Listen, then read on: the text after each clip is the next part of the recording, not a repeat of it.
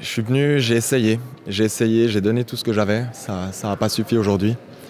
Et voilà, c'est le sport. Il y a des jours où tout va bien, des jours où c'est plus compliqué. Et aujourd'hui, ça a été un jour compliqué.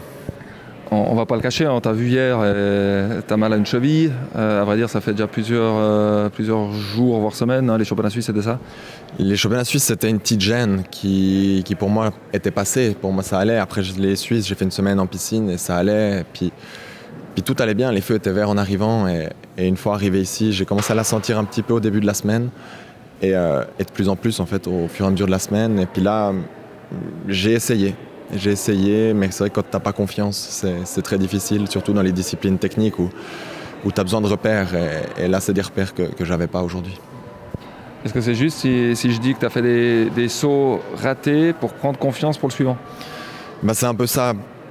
Déjà à l'échauffement où j'essaye de prendre confiance gentiment en mon corps, donc de mettre un appel, voir que ça tient, donc celui d'après je lâche les chevaux.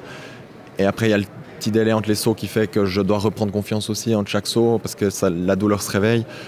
Et là, voilà, c'était exactement ça. J'essayais de me mettre en confiance au fur et à mesure du concours. Je fais des gros sauts, je fais quand même des sauts qui montent. Maintenant, ils sont techniquement, et le timing n'est pas bon, mais je veux dire, la forme, elle est là. Je sais que ça monte haut. Il faut juste que je puisse l'utiliser comme il faut. Parce que là, quand tu sautes, ça fait mal. Là, quand je saute, en soi, ça va. C'est l'après qui tape, en fait. C'est une fois que je suis sur le tapis ou après le choc, en fait. Donc, aller jusqu'à l'appui, ça va. C'est les 5 minutes, 5-10 minutes qui suivent qui sont compliquées. Il y a eu l'idée de ne pas faire du tout ou bien d'interrompre? Pas faire du tout, non. C'était pas une option. On a hésité à passer en élan réduit, mais ça donnait pas grand-chose non plus. Donc on est resté sur un élan complet. Swadri, mon coach, a voulu m'arrêter au début du concours. Je voulais quand même le faire parce que j'étais là et que je sais que j'en suis quand même capable. Mais on a continué. On a vu que tu en étais capable.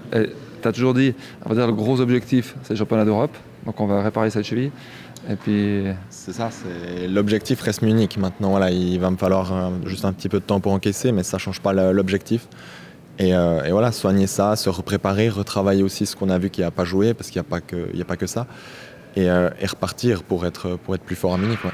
Et nous, ce qu'on a vu, le vice-champion du monde en salle reste le vice-champion du monde en salle.